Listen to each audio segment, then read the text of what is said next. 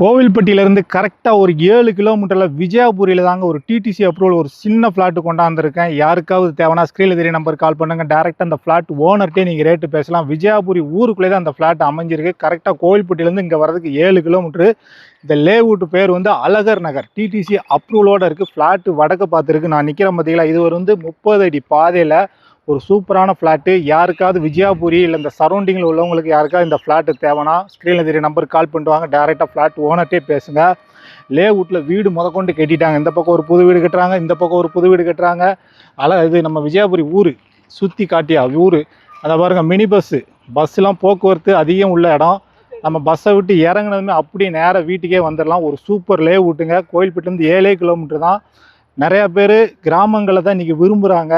இந்த ஃப்ளாட்டு ஒரு வில்லேஜில் தான் கிடக்கு, விஜயபுரி வில்லேஜில். அதுபோக நமக்கு இபி சர்வீஸு, போஸ்ட் லைன் கூட சர்வீஸ் இருக்குது. வீடு கட்டி அப்படியே சர்வீஸ் இழுத்துக்கலாம்.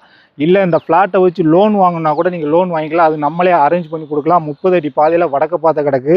ஃப்ளாட் எதுனா நம்ம பார்க்க வந்தது இதுதான். 2.25 சென்ட் தான் இந்த ஃப்ளாட்டு தான். ஃபுல்லாக வேலியாக முளைச்சிருக்கு. டோசர் அடிக்கணும். டோசர் அடித்தா ஜம்முன்னு ஆயிரும்.